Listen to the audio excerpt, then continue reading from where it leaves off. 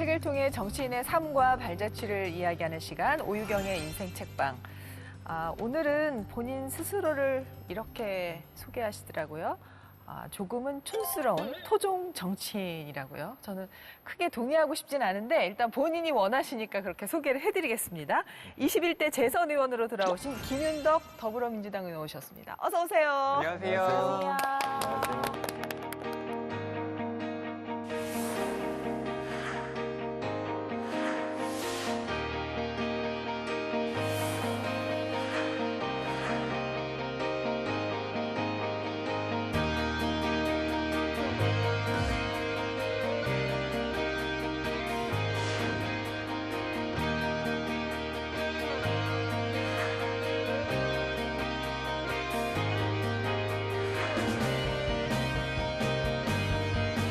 일 잘하는 의원도 돼야 되겠고요.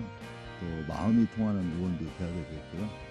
또 정의로운 정치인도 돼야 되겠고요. 우리 시민들과 마음이 통하고 마음이 통하는 데 기초해서 현안에 대해서 정말 열심히 일하는 의원이 되겠다는 선거 때의 그 다짐 그대로 열심히 뛰겠습니다.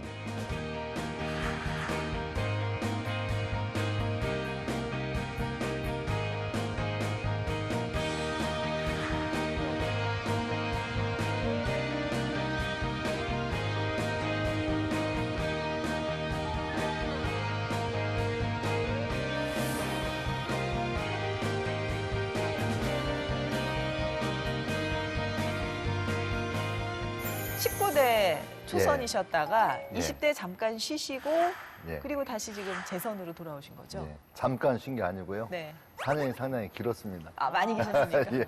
제가 듣기로는 많이 바쁘셨다고 알고 예. 있는데요. 이제 19대 의원 지내고요. 네. 또 낙선하고 이제 4년 동안 이제 전주 갑 지역 그 저희 민주당 위원장을 원외 위원장이죠. 네. 전라북도 도당 위원장으로 민주당 지방선거 치르고 또 선거라는 게 그런 것 같아요. 2016년 선거에서 사실 안 질 줄 알았어요. 반드시 이길 거다 이렇게 생각을 하고 선거를 했는데 막상 지고 나니까 뭔가 이 4년간의 공백 동안 바쁘게 일을 많이 해야 되겠다 이렇게 생각하지는 않았습니다. 사실 오히려 좀 기회다 싶어서 예. 좀 돌아보고 또 생각해보고 네. 그런 시간을 보다 많이 갖겠다. 다른 이제 정치인들은 이제 잊혀질까 예, 사실 4년이 예. 긴 세월이기 때문에 그렇죠. 굉장히 대의적인 활동을 많이 이제 하기도 하는 걸 옆에서 네. 많이 봤지만 저는 오히려 일을 많이 하기보다는 책 보고 조용조용히 사람들을 만나고 만나서 하는 대화가 주로는 좀 정치 얘기 이런 것보다는 네. 사는 얘기. 그러고 보니까 의원님이 좀 그 지난 4년을 좀 차분하게 나도 돌아보고 정치 인생도 돌아보는 시간으로 갖고 싶으셨지만 여러 가지 많은 일을 하셨던 것 같아요. 네. 네. 그래서 한 번 더 기회를 주면 예. 내가 진짜 잘할 수 있다를 예. 어필하셨더라고요. 아, 그래요? 제가 선거 영상을 좀 봤는데요. 네. 유튜브에서 정말 큰 화제가 됐더라고요. 그래요? 그럼 어떻게 저기 즉석에서 이게 제가 못 봤으니까 그러면 네. 그 어떤 상황을 스타일이냐면, 한번. 네, 그럼 꽁트 들어갑니다. 네. 손님 어떤 회로 주문하시겠습니까? 저는 물회요. 물회. 네. 그리고 손님 레스토랑이야 여기가. 손님 어떤 회 준비하셨어요? 전 사회 해주세요. 사회 아주 잘 짜셨고요. 그리고 손님 어떤 회 저는 드시겠어요? 소주 한잔 마셔야 되는 거예요. 네, 드시고 무슨 회? 기회를 주십시오. 기회. 2번 테이블 기회. 기회?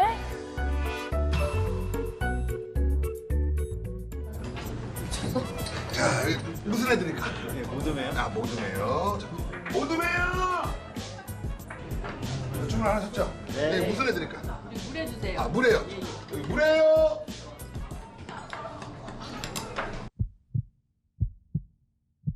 무슨 애 드릴까? 기회 주세요. 기회요. 기회? 저에게는 다시 한번 기회를 주십시오. 전라북도 지역 발전 반드시 책임지겠습니다.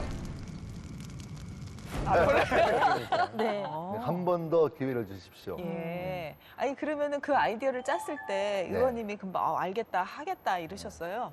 지금도 마찬가지지만 네. 카메라 오면 일단 얼어요, 저는. 지금 오신 거예요? 땡. 근데 사실 사람들하고 굉장히 편하고 친근하게 대화하고 또 다가가고 이런 거에 대해서 많이 부족했던 것 같아요. 그래서 유튜브를 만들자. 좀 우스꽝스럽지만 네네. 그렇지만 그래도 달라지려고 노력하고 있다. 네. 이런 거에 대해서 좀 보여주고 싶었던 욕심이 있었습니다. 지금 그 유튜브에서 보여주신 좀 친근한 모습은 어떻게 보면 달라진 김윤덕의 그 빙산의 일각을 보여주신 그런 거라고 보면 되겠네요. 예, 그러려고 이제 예. 노력하는 거죠. 가만히 말씀을 안 하시면 되게 근엄해 보이는 맞아요. 스타일. 네. 근데 갑자기 말씀하는 순간 너무 친근한 거예요. 말씀하시는 거나 표정이 너무 아까 좋으셔가지고. 꽁투하니까 정말 친근함이 한 100배는 더 가는 것 같은 그런 네. 느낌이에요. 그러니까 우리 막내딸이 그래요. 아, 아빠는 말하고 있으면 무섭다고. 아, 말 안 근데 하고 있어요. 말하면 좋다고. 그러니까. 의원님 여기다 팻말을 하나 쓰셔도 좋을 것 같아요. 해치지 않아요. 쓰셔도 좋을 것 같아요. 네, 오늘 김윤덕 의원님이 추천하신 인생책은 여행 작가로 알려진 한비아님의 지도 밖으로 행군하라라는 책이에요. 이게 표지도 보면은 약간 옛스럽잖아요. 요즘 책 같지 않고. 그러니까 2005년도에 나왔더라고요. 네. 그렇죠? 맞아요. 네. 이 한비아 작가가 원래는 세계 5지를 여행하는 배낭 여행의 말하자면 시초격으로 맞아요. 아주 예. 유명했던 작가였습니다. 그런데 네. 이 한비아 작가의 호칭이 바뀌었다라는 소식이 전해진 거예요. 예. 긴급구호 팀장이라는 직함을 달게 됐다라는 건데요. 그게 뭘까? 이 긴급구호라는 것이 세계 각지에 뭐 난민을 비롯해서 참 네. 어려운 사람들이 많잖아요. 네. 말하자면 그 사람들에게 응급처치를 하는 그런 역할이 긴급구호인데 네. 그걸 바로 이 한비아 작가가 맡게 된 겁니다.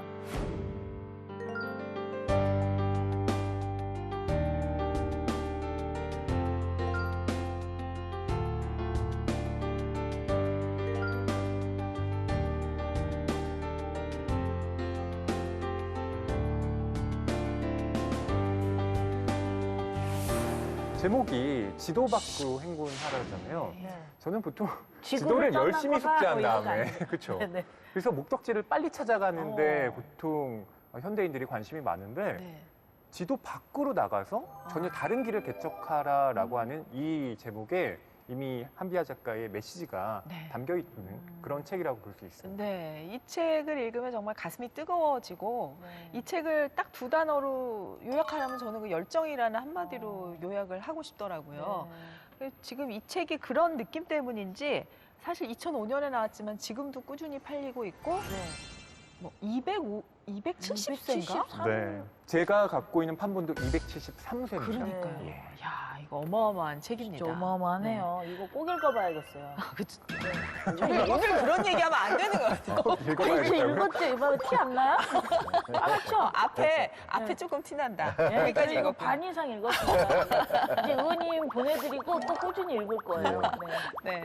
근데 의원님 어떻게 이 책이 인생책이 되셨어요? 그러니까 원래 그 한비아 씨 책을 그 바람의 딸 한비아 그 네, 네. 여행기를 많이 봤습니다. 아, 그러다가 이제 책이 나온 거죠. 제목이 너무 마음에 들었고요. 지도 밖으로 행군하라. 그렇죠. 어떤 주어진 길을 따라서 네. 평범하게 사는 게 아니고 개척하는 네. 그런 뭔가 삶을 산다 이런 어. 취지로 네, 그런 점에 너무 호감이 갔고요. 이제 저는 학생 운동을 하고 또 시민 운동을 했는데 어쨌든 그 이분과 뭔가 한 번도 뵌 적은 없지만 뭔가 이렇게 공감이 너무 되는 게 많아요. 그래서 이 책을 저는 한 10번도 더 봤는데요. 사실. 진짜요? 네. 여기 네. 저는 이 부분을 진짜 같이 한번 읽고 싶었는데 네. 세장 밖의 삶을 살고 있는 한 사람으로서 세장 밖의 충만한 행복에 대해 말해주고 싶다. 세장 안에서는 도저히 느낄 수 없는 이 견딜 수 없는 뜨거움을 고스란히 전해주고 싶다. 제발 단 한 번만이라도 자신의 가슴을 뛰게 하는 일이 무엇인지 진지하게 생각해보라고 권하고 싶다. 가슴이 뛰는 저한테 물어봤어요. 가슴 뛰니? 막 이렇게. 뛰세요? 어떻게 가슴. 하시는 일에 지금? 가슴을 뛰게 하세요? 권진영 씨 볼 생각에 가슴이 뛰더라고요. 감사합니다. 설레시구나. 근데 저는 이거 보면서 이제 제 직업에 대해 생각했는데 이제 가슴은 물론 뛰는데 여행을 되게 좋아하시는 분이잖아요, 작가님이. 예. 근데 그 여행에 관련된 문구를 찾다 보니까 그런 문구가 있더라고요. 여행은 가슴 떨릴 때 해야지 다리 떨릴 때 해선 안 된다. 좋은 말이네. 그러니까 뭐든지 이렇게 멀쩡하고 가슴 떨리고 뛰고 할 때 빨리 나가야겠다 그런 생각을 했는데 코로나네. 안타깝네요. 맞아. 코로나 때문에 네. 이 여행이 얼마나 소중하고 그러니까요. 그런지 좀 깨달은 것 같아요. 네, 저도요. 근데 지금 이 한비아 씨가 뭐 하고 계시죠? 예, 월드비전의 세계시민학교 교장으로 재직을 아, 하고 네네. 있고요. 작년에 5년 만에 신작 에세이를 펴냈습니다. 공저예요. 함께 걸어갈 사람이 생겼습니다. 오. 뭔가 짐작을 네네. 하시게 되는데 예. 한비아 작가가 계속 싱글이다가 60대에 결혼을 했습니다. 60대예요? 네, 그래서 신혼생활을 즐기고 있는데요. 어머. 이게 336 법칙이라는 걸 실행하고 있대요. 뭐냐면 이 남편분이 긴급 구호 그 지역에서 만난 네덜란드인인데 네. 3개월은 한국에, 3개월은 네덜란드에서 같이 살고요. 나머지 6개월은 따로 떨어져서 이 떨어져서 살기? 네, 왜 이렇게 좋아하세요? 굉장히 지금 미쳤어요, 지금? 너무 좋아하시잖아요. 여기 나타났어? 살짝. 그래서 그 장거리 부부의 에세이가 예, 여기에 담겨 있습니다. 아니, 의원님 이런 사실 아셨어요? 네. 아셨어요? 네. 개인적으로 혹시 한비아 작가 아세요? 한 번도 본 적은 없는데. 없으시고. 네. 진짜 꼭 뵈야겠다. 어. 그래, 가지고- 이렇게 10번씩 읽으시면 만나고 싶을 것 같아요, 작가를. 그리고 지도 밖으로 행군하라가 딱 손에 잡으면 계속 봐주는 이유가 그렇죠, 네. 그렇죠. 첫 대목에 예. 한비아 본인이 원래 그렇게 산 게 아닌가 싶어서 상당히 궁금하고요. 또 예. 결혼까지 하셨다고 하니까 예. 정말 대단한 분이다 이런 생각이 들어요. 이게 그러니까요. 네. 뭐 인생에서 정말 늦을 때란 없다. 진짜 하고 싶은 거 다 하시고 가슴이 가는 방향으로 다 가시고 또 이렇게 천생연분을 만나서 네. 60에 결혼을 한다는 게 너무 축하해주고 싶네요. 그러니까. 네. 그래도 환갑 전에 가셨겠죠? 환갑 60. 이후라니까요, 60 되면. 환갑 이후? 예. 굉장히 칠순 전에만 가시면 된다고 봐요. 네, 진짜 축하드리고 네. 이 방송을 보고 계시다면 저희가 진짜 늦었지만 결혼 축하를 축하드립니다. 해드리고 싶습니다. 네, 네. 축하드립니다. 축하드립니다. 네. 자, 그러면 이제 이 한비아 작가의 책, 지도 밖으로 행군하라 책을 좀 세세히 들여다보겠습니다. 네, 함께 걷는 행군의 힘이라는 제목으로 붙였습니다. 자, 첫 번째. 무엇이 내 가슴을 뛰게 하는가? 네, 이거 우리 모두에게 던지는 질문인 것 같은데요. 네. 이 한비아 작가가 긴급 구호 팀장으로 스카우트 제의를 받은 것이요. 네. 40대 초반입니다.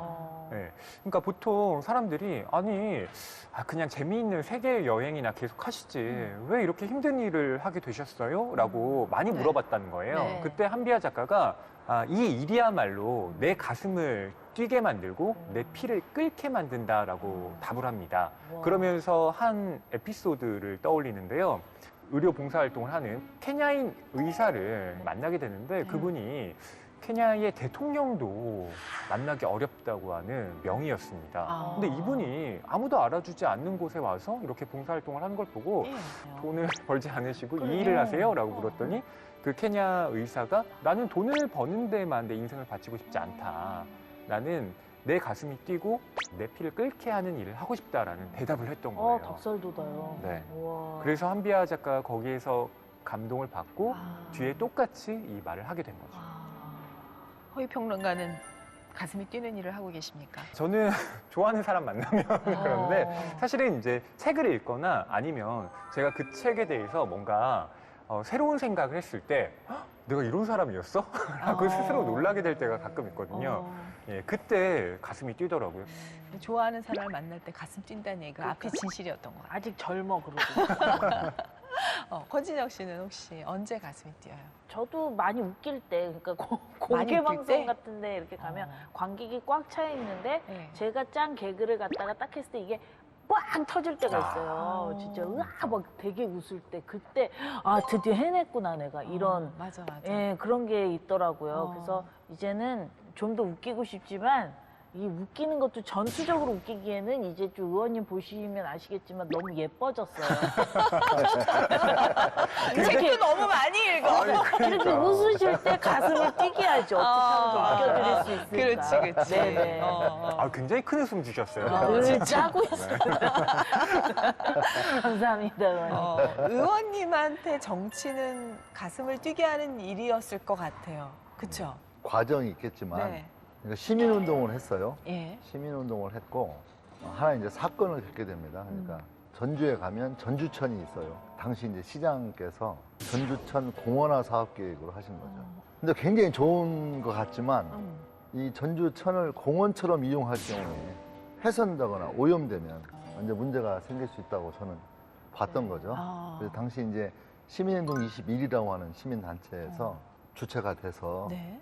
이제 당시 시장님한테 강력히 항의를 한 거죠. 조사를 하고 준비를 해서 전주천 공원화 사업 계획이 아니고 전주천 자연형 하천 조성 사업으로 바꾸자. 그래서 오히려 시민들이 그걸 아끼고 또 그 하천에 있는 많은 물고기들이 다시 이제 많이 살게 그렇죠. 되고 더 제대로 활용할 수 있는 거다라는 네. 거에 대해서 굉장히 강력히 항의하고 그렇게 갔는데 그 시장님이 그냥 그 자리에서 이거 김 대표 말이 맞는 것 같은데요. 거기서 그냥 바꾸자. 그래서 이제 전주천 공원화 사업 계획이 전주천 자연형 하천 사업으로 바뀌게 됩니다. 근데 그게 이제 다 완성이 됐을 거 아닙니까? 예. 전화가 왔어요. 그 김 대표 하자는 대로 한 거니까 한번 돌아보자. 다 완성이 됐으니. 시장님과 같이 이제 다니면서 이제 구간 설명도 듣고 이제 그런 거였는데, 그러니까 시민운동이라는 것은 좀 표현하자면 밖에서 뭔가 이렇게 막 외치고 싸우고 막 주장하는 거에 비해서 정치는 그 안에서 뭔가 실제 바꿀 수 있는 그런 의사결정을 하는 곳이라는 생각이 들었어요. 네. 그래서 그러나 이제 그 당시 시장님하고 이제 가면서 정치를 한번 해보면 어떨까라고 하는 게 정치를 해야 되겠다고 생각하게 된 처음 시작이라고 저는 생각을 하거든요. 그래서 정말 내 가슴을 뛰게 한다라고 하는 게 저는 최소한 정치인이 되어서 또 정치 활동을 하는 게 좀 힘들긴 해도 아직까지는 좀 가슴 뛰게 하는 게 있다 이렇게 생각하고 있고요. 하여튼 이 가슴 뛰는 것만큼 최선을 다할 생각입니다. 네. 의원님 대학 시절에 전공이 네. 회계학이었잖아요. 졸업하고 나면 회계사 시험 치르고 그렇죠. 맞아요. 편하게 안정된 좀, 직업을 가지고 먹고 살기에 사실 충분한데 의원님 나이 때 회계사는요, 진짜 돈 많이 버는 직업. 그러니까요. 진짜. 어, 그런 길을 마다하시고. 맞아요. 대학 때 공부를 안 하셨대, 운동하는. 아 그러셨나요? 제가, 진짜요, 의원님? 그럼 의원님 그 학생회장 이런 직함 맡으시고 그러셨던 거예요? 아니, 이게 제가 대학에 들어가서 이제 학생운동에 뛰어들었는데요. 예. 사실 뭐 그 당시에는 거의 수업 안 들어가고 데모하는 게 일이었고요. 또 이제 상당 기간 이제 교도소를 갔다 왔고 대학 대학 2학년 때? 때 이제 군대 갔다 와서 이제 학교에 복학을 하게 되는데요. 당시에 이제 그 학생운동 조직이 비공개 조직이 있었어요. 다 잡아가니까. 그래서 옛날 소위 말하는 언더그라운드. 그렇죠. 비밀단체. 맞아요. 그럼 더 나쁜 거였잖아, 옛날에는. 더 죄가 큰 지하단체 거, 뭐 이런 옛날에는. 거였죠. 예. 어머. 그 비공개 조직의 대표를 했어요. 전라북도. 근데 이제 의원님은 어떻게 보면은 그 청년 시절부터 나 혼자 잘 살아야지, 나 혼자 성공해야지, 뭐 이런 거보다는 옳은 게 뭐지? 좋은 방향이 뭐지? 함께 잘 되는 게 뭐지?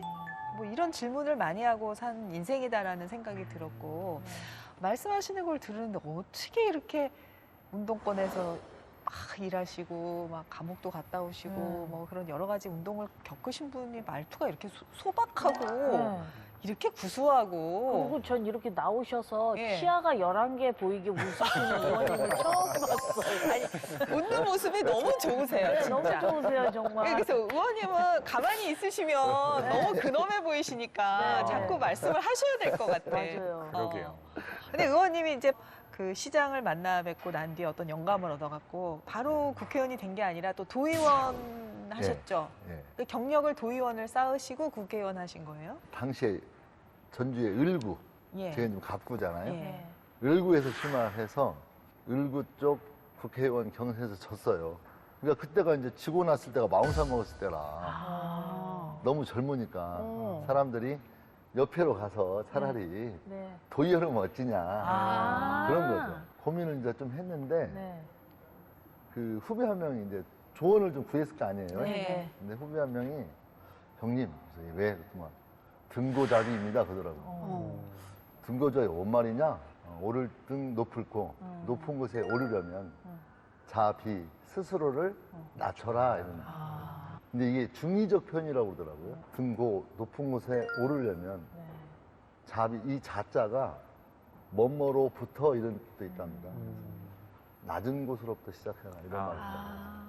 그 말 딱 듣고 그 자리에서 결심했어요.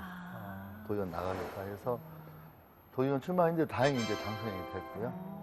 그래서 도정을 그냥 샅샅이 하는 오히려 좋은 계기, 네. 한 번 더 다지는 계기가 되셨긴 하겠네요. 조금 늦으신 게 아쉽긴 하셨겠지만. 예, 근데 예. 늦은 것은 아닌 것 같아요. 그때 이제 그렇죠. 40대 초반에 도의원이 됐으니까. 한비아님 60에 결혼하셨는데. 네, 그렇죠. 그리고 이제 도의원을 하게 돼서 너무 좋았던 것은 네. 정치를 하는 데 있어서 네. 근데 저에게는 정치라고 하는 게 저를 중심으로 있었어요. 내가 하고 싶은 거. 아까 이제 내 가슴을 뛰게 한다. 그렇지. 네. 나는 이게 하고 싶다. 어. 나는 이걸 할 거다 이런 거죠. 근데 도의원 하면서 정말 굉장히 바뀐 건 뭐냐면 우리 지역, 우리 동네, 우리 주민 이런 개념들이 저한테는 정립이 된 것 같아요. 좀 이런 표현 쓰면 어쩔지 모르겠는데 서울 사람들은 지방을 잘 모르는구나. 서울 사람들은 지방에 관심이 없구나. 나는 전북대학교 지방대 졸업해서 이 국회의원 배지 달고 이렇게 와도 이렇게 위축되는데 정말 지방대 나온 이 많은 젊은이들이 얼마나 위축되었을까. 최소한 우리 의원실은 1번이 균형 발전, 분권 이런 과업을 더 노력해야겠다 이렇게 생각을 좀 했어요. 그래서 전라북도라고 하는 그 지역에서 활동을 했던 경험이 저한테는 중요하게 그 시작이 아닐까 그런 생각을 많이 해보게 되고요. 지금도 이제 국토교통위원회에서 활동하고 있는데요. 네. 수도권이 전부가 아닌 우리 대한민국 고루 잘 사는 균형 발전의 전도사가 꼭 되겠다 이런 생각을 많이 합니다. 새로운 미션을 딱 생각하셨으니 가슴이 막 뛸 것 같아. 그 미션을 그럴 것 이제 같아요. 위해서. 그걸 차근차근 계획하고 이뤄나가는 힘은 엄청 있으신 분인 네. 거잖아요. 기대되는데요, 의원님. 자, 다음 보겠습니다. 소년병에게 패자부활전의 기회를. 네, 이거 읽은 부분이 생각이 나는데, 이 어린아이들 13살 뭐 이렇게 그런 아이들이 이렇게 총을 메고 훈련받고 뭐 이랬던 그 글을 읽으니까 네. 너무 속상하고 맞아요. 너무 지금 놀랍더라고요, 저는. 네. 이 서아프리카에 네. 시에라리온이라는 작은 나라가 예. 있습니다. 이곳이 세계적인 다이아몬드 생산지로 오. 유명한데요. 그 다이아몬드를 둘러싼 전쟁이 너무 많이 맞아요. 일어나는 겁니다. 예. 그래서 이 안에서도 내전이 벌어지고 있는데요. 반군이 10대 소년들을 강제로 데려다가 총을 잡게 하는 거예요. 잡지 않으면 뭐 구타를 비롯해서 온갖 가혹행위를 하고요. 그래서 소년병들이 원치 않는 각종 범죄들 그리고 네. 심지어 살인까지 저지르게 되는 겁니다. 그런 소년병들이 이제 재활 캠프에 와서 네. 총을 놓게 되는 그 과정을 또 캄비아 팀장이 네. 이렇게 다 돌보게 되는데요. 네. 그때 만난 카줄루라는 소년이 네. 자기가 총을 잡았던 이유는 좀 힘세 보이고 싶어서라고 대답을 합니다. 근데 이제 총을 내려놓고 자기가 했던 것들을 좀 반성하면서 좀 살고 싶다라는 얘기를 또 하게 되는데요. 그러니까 이런 아이들을 위해서 우리가 뭘 해줘야 할까를 고민하게 만드는 대목이기도 했어요. 예, 굉장히 좀 이렇게 되게 감동적이었거든요. 그래서 네. 혹시 이제 의원님 목소리로 이 파트를 좀 읽어주시면 너무 좋을 것 같아요. 떠나기 직전 15살 난 모모가 한 말이 자꾸 목에 걸린다. 나는 그동안 미쳤었어요. 전쟁이 나를 미치게 했어요. 목소리가 떨리도록 분노를 감추지 못했던 모모. 소총을 몸의 일부인 양 가지고 다녀서 무장 해제를 하니 어깨 축지가 허전하다던 모모. 그러나 작별 인사로 라이베리아식 손인사를 하니까 뒤집어지도록 좋아하던 모모. 난 정말 모모와 같이 미칠 뻔한 소년병들에게 패자부활전의 기회를 주고 싶다. 그 기회라는 것이 거창한 것은 아니다. 무거운 총 대신 무거운 책가방을 가지고 다니는 것. 옆집 여학생에게 마음을 빼앗겨 밤참 설치며 사랑의 열병을 안는 것. 10대라면 누구라도 누릴 수 있는 그런 일상을 돌려주고 싶다. 제가 또 요새 조사를 열심히 하고 있지 않습니까? 예. 그리고 아시겠지만 보통 책 50페이지 이상 잘 안 읽으려고 해요. 너무 똑똑해지면 안 되니까 여자는 빈틈이 좀 있어야 되잖아요. 근데 제가 이거는 반 이상을 읽었습니다. 이제 또 마저 읽을 건데요. 그리고 우리 방송 다음 날 2월 12일이 바로 설날이기도 하잖아요. 근데 또 특별한 날이더라고요. 어떤 아이도 어른들에 의해 전쟁터로 나가서는 안 된다고 전 세계가 목소리를 모은 날입니다. 바로 소년병 반대의 날이기도 하더라고요. 그냥 나눔이나 기부가 트렌드로 되기보다는 정말 항상 관심을 기울여줘야 되지 않을까 그런 생각을 한번 해봤습니다. 그런데 우리 의원님이 원래부터 이 청소년 문제라든지 뭐 이런 것에 무척 관심이 많다고 또 들었거든요. 그러세요? 딸이 이제 셋이에요. 이제 종손 집안이니까 네, 네. 딸만 셋 낳았으니 얼마나 집사람이 굉장히 난처한. 그러셨겠죠. 그리고 우리 저희 장모님께서 셋째 딸 낳았을 때 미안하다고 저한테 했습니다. 정말요? 그러니까 이게 좀 사실 어떻게 보면 기가 막힌 일이죠. 네. 이제 그런 걸 겪으면서 어떤 여성 문제에도 관심을 가지게 되었고 어떤 애들 문제에 관심을 실제 많이 가지게 되었고요. 도의원 할 때에는 청소년 파트에 대해서 아주 관심을 많이 네. 가졌으니까. 네. 그러다가 이제 사람들을 만나게 된 거예요. 그게 이제 소위 스카우트 활동하시는 분들을 만나게 됩니다. 그러면서 이제 스카우트 활동을 하게 된 거죠.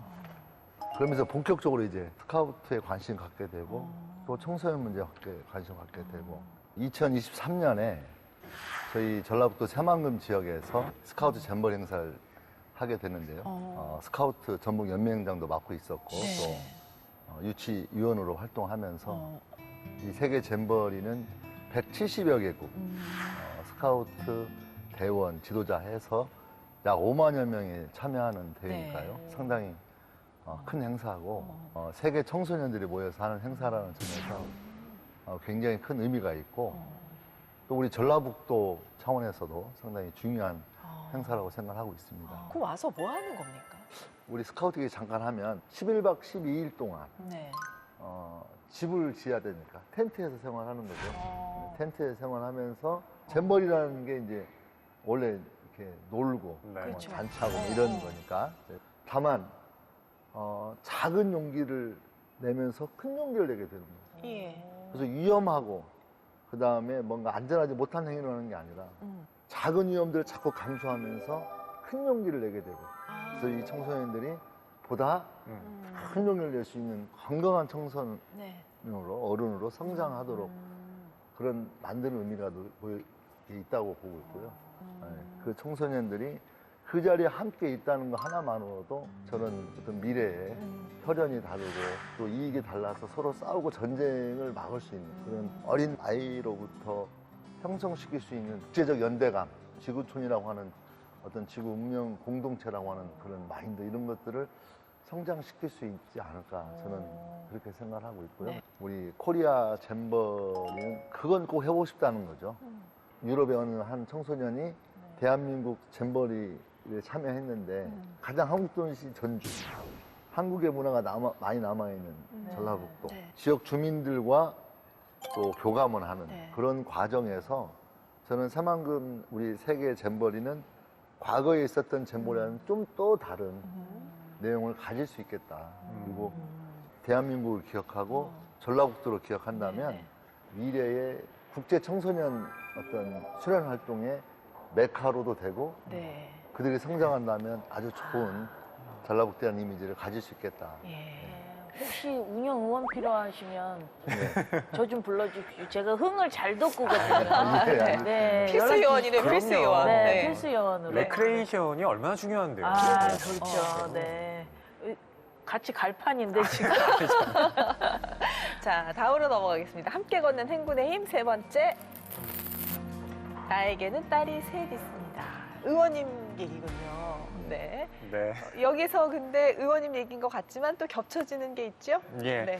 한비아 작가가 이 당시에는 네. 이제 싱글이었잖아요. 네. 근데 딸이 셋 있다고 이 책에서 밝힌 겁니다. 네. 근데 그 딸의 국적이 다 달라요. 한 명은 에티오피아, 네. 한 명은 방글라데시, 한 명은 몽골입니다. 바로 한비아 작가가 정기적으로 후원을 하는 아이들이었던 거예요. 네. 한비아 작가의 월 2만 원의 후원 덕분에 정말 목숨이 위태롭던 아이들의 생명이 구해지는 경험들을 했고요.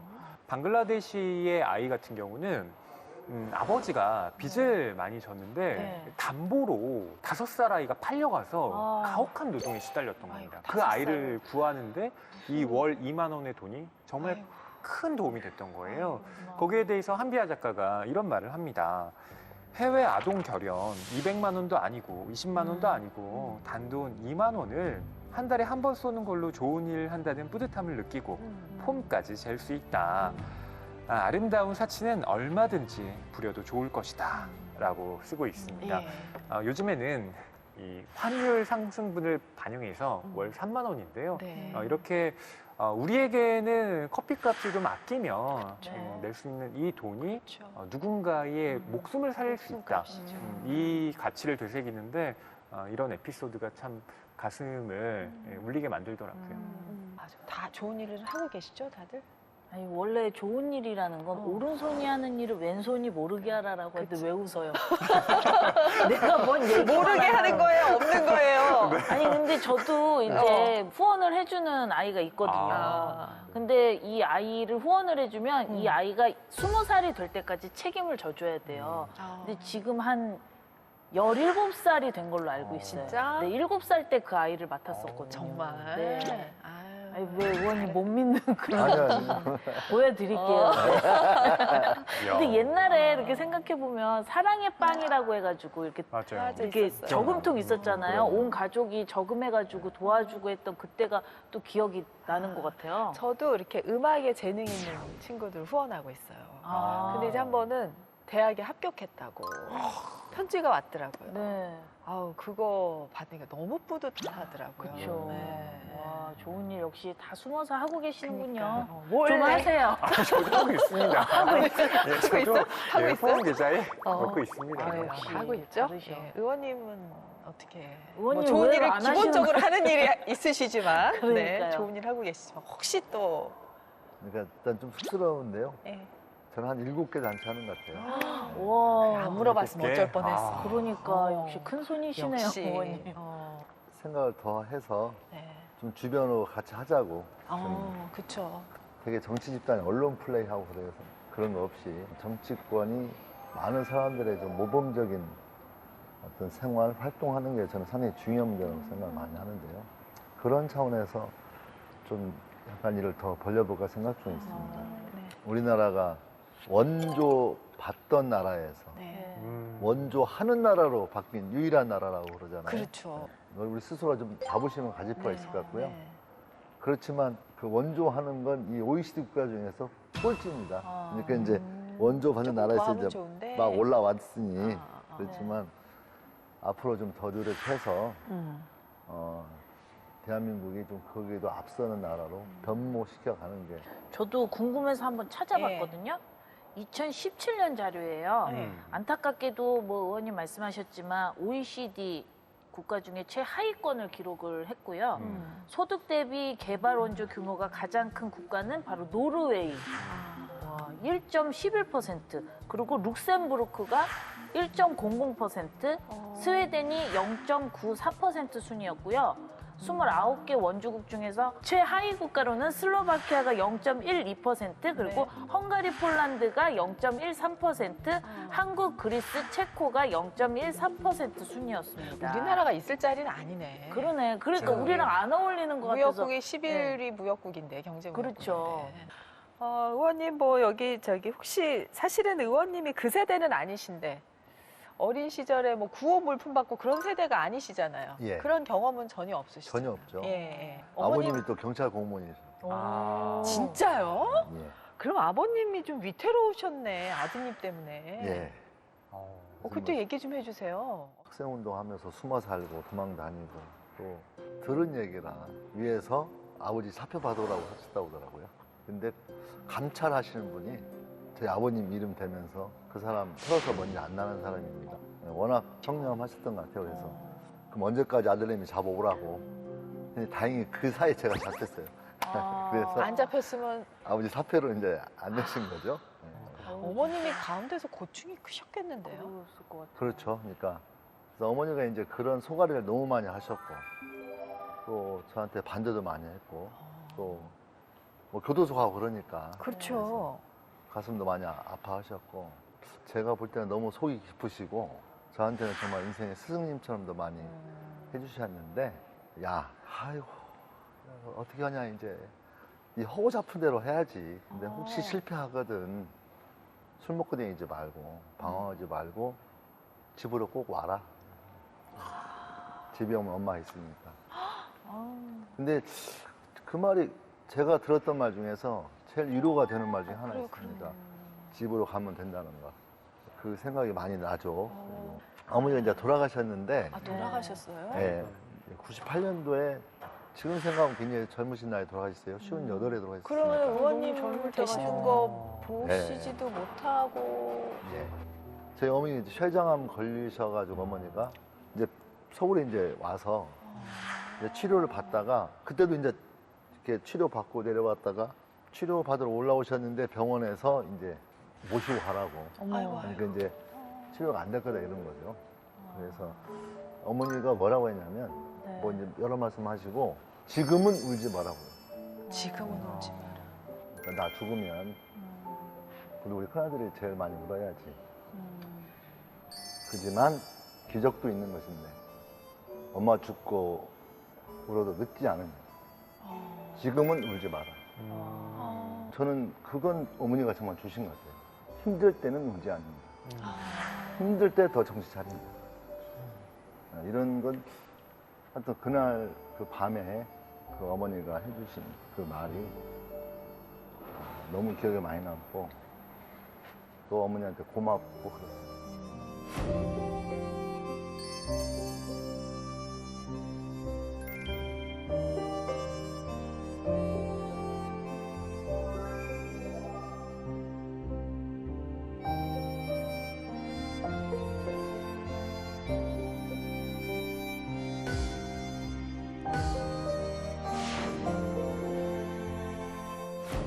어떤 정책을 이제 펴실 건지 이제 진검승부를 하셔야 되는 때잖아요. 그래서 어떤 걸 하고 싶으세요? 저희 의원실에서 관심의 1번은 네. 이제 분권과 균형, 그 다음에 어려운 이웃, 네. 세 번째로는 전라북도 지역 발전 이렇게 뭐 되거든요. 네. 네. 균형 발전이라고 하는 그 과업이 상당히 후퇴해 가고 있다. 네. 그래서 이미 수도권이 이제 대한민국 인구의 50%가 넘는 그런 어떤 상황까지 오게 됐다는 것에 대해서 굉장히 가슴 아프고요. 좀 현실 정책화해서 노력하겠다는 생각을 많이 하고 있습니다. 그리고 좀 더 나가면 또 하필이면 저희 지역구가 한옥마을입니다. 전주, 너무 예, 좋죠. 예. 전주 가불 지역 예. 중에서 네, 네. 한옥마을인데 한옥마을 주변이 소위 말하는 구도심 지역이죠. 네. 그래서 이 구도심 지역이 같은 전주 내에서도 균형 발전이 잘 안 되는 거죠. 적극적으로 현대화 시켜서 좀 개발할 수 있는 폭도 좀 가져서 좀 그런 것들을 해보겠다 이런 것들이고요. 그런 전라북도 지역 발전을 기획시키겠다 뭐 이런 것들이 이제 전체적으로 제가 생각하는 그런 방향과 내용입니다. 네. 의원님의 정치의 이상과 딱 맞는다라고 생각되는 부분 혹시 이 책에 있으셨어요? 정치하는 목적과 이유 그리고 그 바탕 이런 거에 절대 잊지 않아야 되는 정치하는 사람이라면 네. 그런 내용이 있어서 제가 좀 읽으면요. 네네. 아 그렇구나. 살아가는 가족을 유일한 생계 수단을 살아가야 하는 이유를 이 모든 것을 빼앗아간 것 같은 쓰나미 이후에도 삶은 이렇게 계속되는 거구나. 등 뒤의 것을 돌아보지 않고 앞으로만 나아가는 게 바로 생명의 본능이구나. 새 생명이 태어나고 아이들이 공부하고 연인들은 결혼하고 일터에 나가기 위해 준비하는 이 일상의 삶이 끈질기게 이어지는구나. 이곳에서 우리가 해야 할 일이 분명해진다. 바로 저 삶의 끈을 놓지 않게 도와주는 것이다. 그 부분이 의원님 정치하실 때 생각하시는 부분하고 많이 닮았다. 그러니까 눈앞에 보이는 현안을 해결하고 또 그 현안이 해결됨으로써 좀 더 그 사회가 앞으로 나가는 것인데 어떤 많은 예산을 가져와서 야, 저 국회의원 참 능력이 있구나 이런 것도 중요한데 따뜻한 말 한마디 국회의원이 힘드시죠. 늘 함께 하겠습니다. 이런 것들이 주는 게 있는 것 같아요. 김윤덕 의원님하고 이제 인생책방으로 이렇게 지도 밖으로 행군하라 이 책을 읽으면서 뭔가 따뜻한 어떤 마음, 김윤덕 의원님의 그 바닥에 깔린 그 따뜻한 마음 이런 게 이제 깔려 있는 거를 오늘 충분히 느낀 것 같아서요. 그게 너무 좋은 시간이었던 것 같아요. 네. 감사합니다. 네, 권진영 씨는 오늘 어땠어요? 그 구들장 같으신 분이시고 아, 구들장. 뜨끈뜨끈하신 게. 맞아. 예, 그래서 이 책을 보면서 이제 한비아 작가님이랑 우리 의원님이랑 좀 네. 약간 결이 같다라는 생각을 한 게 네. 한비아 작가님은 구호 활동을 위해서 꾸준히 행군을 하셨고 우리 의원님은 이제 젊은 시절부터 뜻을 세우시고 그거에 맞춰서 또 행군하신 모습이 상당히 비슷하다 그런 생각을 해봤고요. 네. 저도 응원하도록 하겠습니다. 네. 네, 화이팅입니다. 네.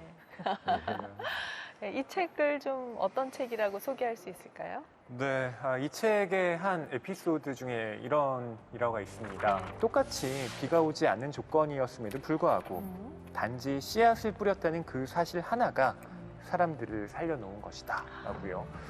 코로나19로 참 많은 분들이 힘드시잖아요. 네. 근데 이 코로나19라는 상황을 어떤 식으로 타개할까 여기에 대해서 좀 한 가지 답이 될 수 있는 메시지가 저는 이 책에 적혀 있다고 생각을 합니다. 그래서 많은 분들께서 2005년에 나온 책이지만 네. 여기에 나온 문제의식 계속해서 가져가면 어떨까 제안드리고 싶습니다. 참 좋은 말씀이시네요. 또 정치가 해야 될 일인 것 같기도 하고요.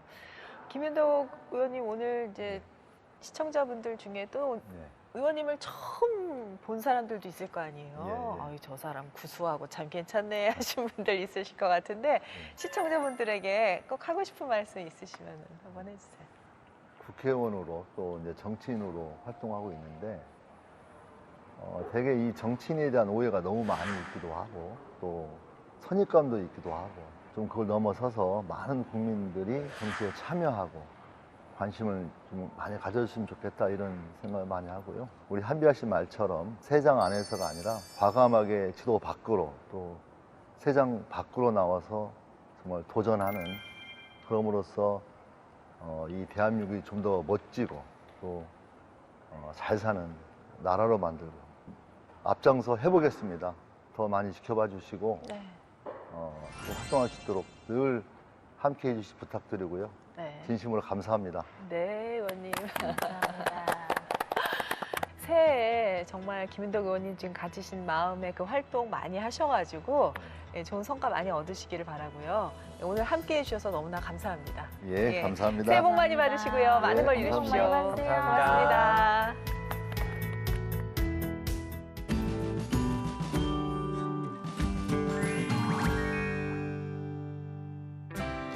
안녕하세요. 윤지연입니다. 국회도서관이 추천하는 새로 나온 책과 다양한 추천 테마 도서 소개하는 오늘 뭐 읽지?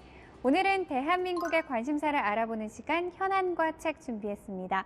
먼저 국회도서관이 추천하는 새로 나온 책입니다.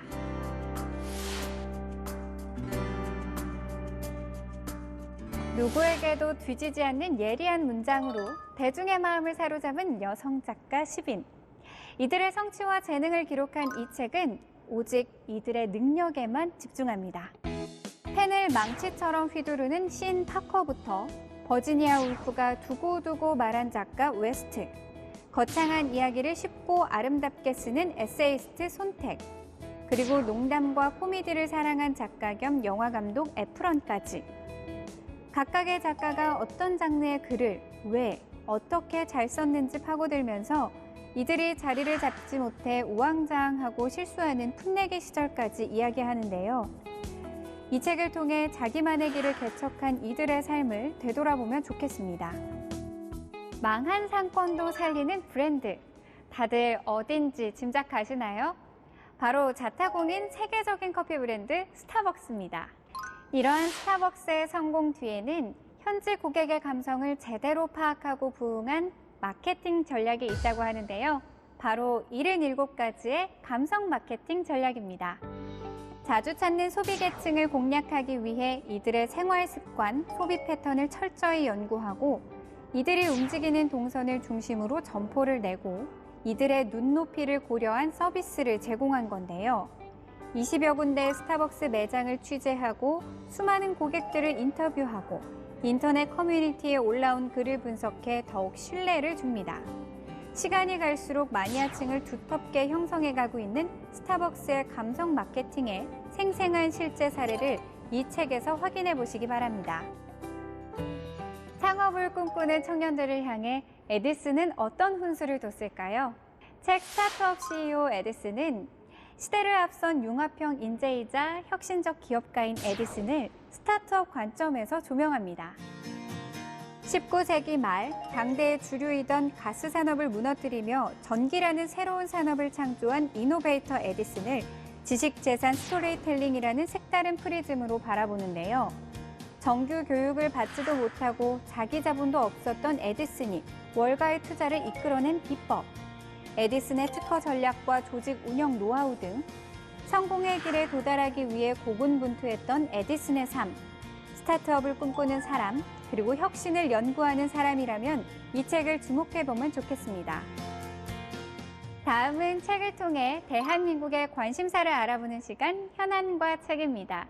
이번 주 주제는 한류와 BTS인데요.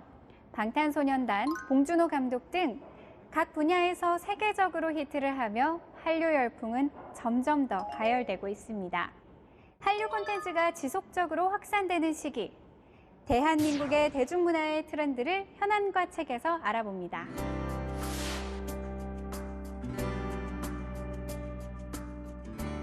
세계 대중문화의 변방에서 끊임없이 성장하며 자신들의 서사를 써내려가는 아티스트 BTS. 국내에서 손꼽히는 한류 연구자 서울대학교 언론정보학과 홍석경 교수는 BTS의 성공 비밀과 의미에 대해 이야기합니다. 전 세계 가장 강력한 문화 상품으로 떠오른 BTS를 문화산업적, 사회적, 미디어적 관점에서 전방위로 분석하는데요. 2018년 8월 말 BTS의 아레나 월드 투어 러브 유얼셀프가 시작된 잠실에서부터 파리, 런던, LA의 월드 투어를 동행하며 현장감을 살린 것이 더욱 흥미로운데요. BTS는 어떻게 K-팝을 넘어 세계인을 움직였는지, BTS가 걷고 있는 현재와 미래의 길이 지닌 의미를 확인해 보시기 바랍니다. 과거 월드뮤직으로 통칭되던 한국의 대중음악은 K-팝이라는 단어로 불리며 이제 세계 시장의 주류로 자리 잡았습니다. 이 책은 오랜 기간 방송과 공연 등을 오가며 기획 연출을 한 박선민 교수가 그간의 활동과 연구를 통해 느낀 K-팝의 변화를 4가지 프레임으로 분석했습니다. 불과 20년 전까지만 해도 상상하지 못했던 미국의 빌보드와 영국 UK 차트에서의 1위, 방탄소년단, 슈퍼엠, 블랙핑크 등 끊임없이 이어지는 K-팝 스타들의 인기는 도저히 넘지 못했던 미국, 유럽의 벽을 가뿐히 뛰어넘었고 세계 속 주류 음악으로 자리 잡고 있는데요. 4가지 대전환을 통해 K-팝이 어떻게 바뀌었으며 21세기 대중음악의 생산, 소비, 유통은 어떻게 바뀌었는지 그 패러다임을 제시합니다. 또한 21세기에 등장한 막강한 권력의 팬덤과 대형 엔터테인먼트사, 가수, 유통사 등 대중음악 산업 전반에 펼쳐진 다양한 구도를 흥미진진하게 살펴볼 수 있습니다. 책 기생충 BTS 앤 K컬처는 초연결 시대의 봉준호 감독의 기생충과 BTS, 그리고 미스터트롯을 비롯하여 요즘 가장 핫한 K컬처를 이야기하고 있습니다. 특히 코로나19 이후 대중문화의 긍정적인 측면과 위험 요소를 진단하고 콘텐츠 정책 방향과 대안을 모색하는 과정을 포함합니다. 이 책의 저자는 문화와 기술의 시너지가 우리 삶을 어떻게 바꾸는지 관심 가져야 한다고 이야기하는데요. 초연결 시대, 문화와 기술에 대한 가장 핫한 현상의 분석과 이해를 돕는 책, 한 번쯤 주목해 주시면 좋겠습니다. 자세한 책 내용은 국회도서관 홈페이지에서, 다시 보기는 국회방송 홈페이지에서 보실 수 있습니다. 저는 다음 주에 새로운 책으로 다시 찾아오겠습니다.